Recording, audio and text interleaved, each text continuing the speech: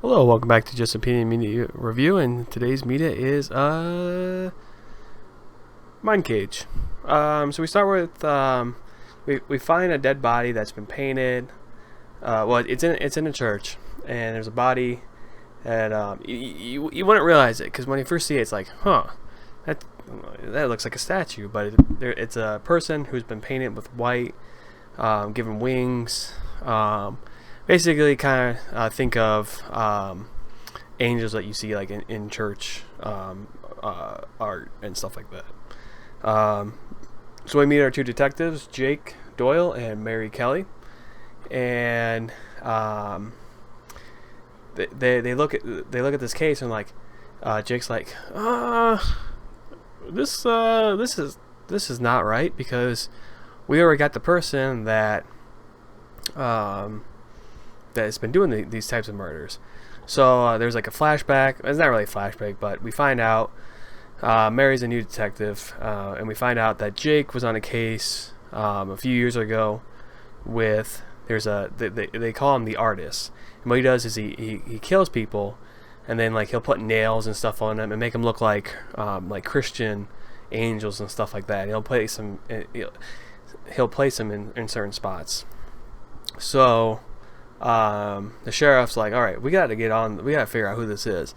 It's not the artist because the artist is behind bars, so it has to be a copycat. So Jake is kind of like he's kind of like traumatized to this because we found out later that he lost one of his detective buddies to the artist. Somehow Jake wakes up and then one of the one of the detectives is like set on fire, and Jake just hates the artist because the artist is basically kind of condescending and stuff like that. So Mary's like, I'll take this case, I'll do it, and Jake's like, no, and the sheriff's like, yeah, you know what, it's probably best if Mary does it.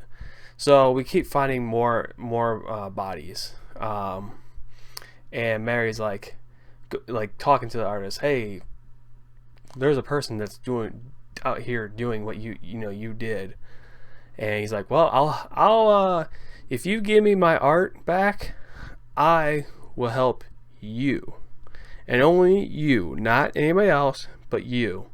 So he gets his papers, pencils, stuff like that. And we get a backstory that he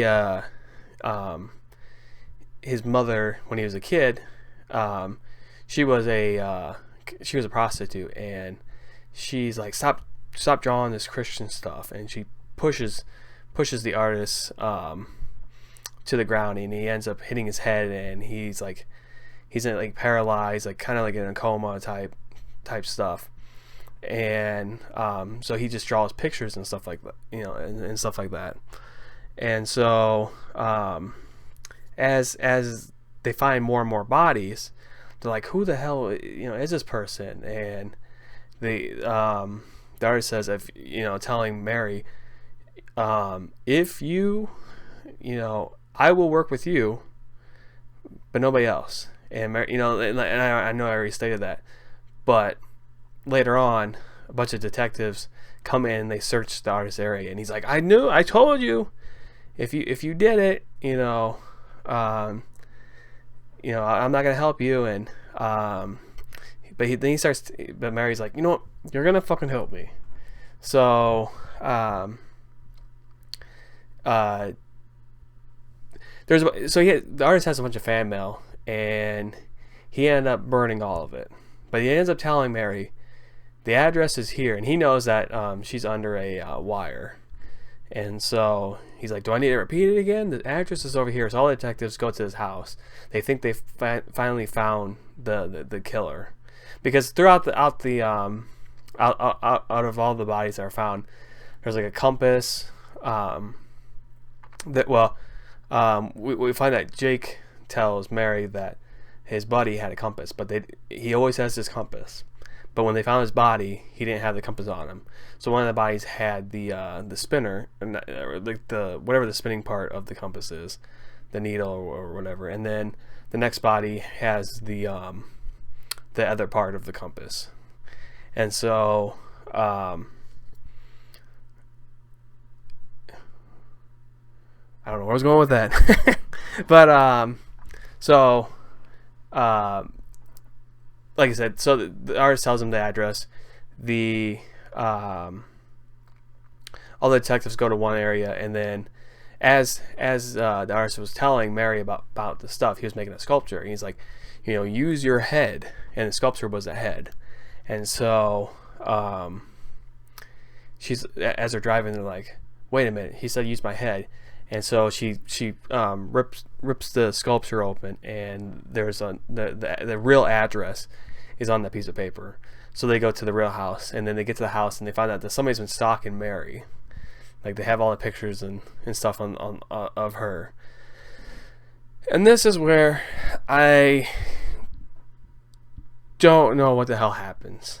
So I'm gonna explain it, and hopefully it makes sense. But so when the artist was pushed by his mother, and he started drawing people's faces, he was able to go into like a coma state, but he's able to control the person that he drew. And he can only do it for a certain amount of time. So he had been controlling Jake, and Jake had been doing all the killings, but Jake doesn't know that.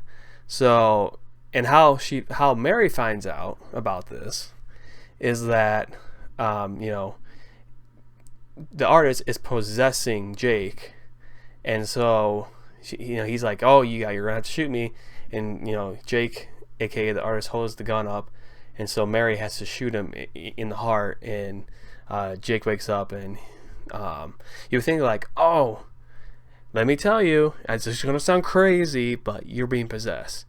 So I don't know if Jake actually did it, but I don't think he did. So Jake dies, and this final body that they were trying to rescue, I think was the mayor's wife, or no, the governor's wife. So they're like, oh, we really need to find this. We really need to find her before she dies. So there's a funeral for not Jake, but I think Mary's dad or something like that. And so so the sheriff's like, oh, I just didn't think, it just doesn't make sense. I don't think Jake would do this.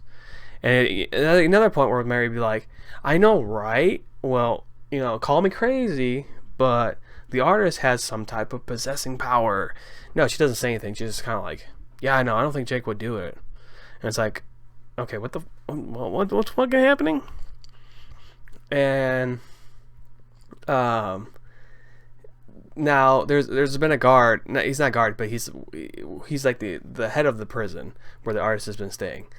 So the artist had drawn his face, and now he's possessing the head of the house, basically, head of the prison. So he talks to Mary at the funeral, and Mary's like, I figured you would come, because she's like, well, why don't you just use your power to escape? And the artist is like, well, if I was gonna escape, I'd be on the run, and I don't want to live in fear. So Mary's like, oh, by the way, those pencils I got you, they had lead or something in them. And we cut back to now the artist wakes up out of the coma, and he's like, oh, he's choking, and he ends up dying.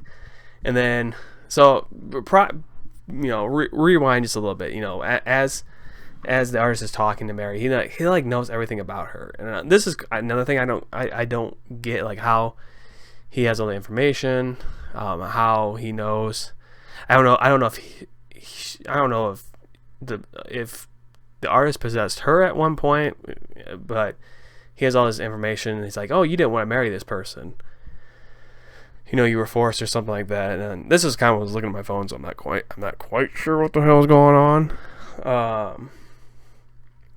But at the end, Mary's like, yeah, that vacation that you wanted to go on, well, so let's do it. And so that's how the movie ends. And then the guy, the head of the prison, kind of gets up and just like, what am I doing here? And he walks off. I'm like, what did I just watch? When the hell does this become superficial? I don't know. I probably, if I was gonna do my review on it, I probably would give it a 2. It starts off interesting. It's like, well, one, the plot. It's never explained how the hell. Think of carrying a human body. I've never had to carry a human body before. Well, okay. When I was wrestling, I would pick people up and do power bombs. I mean, that was just for like a short second, a couple seconds.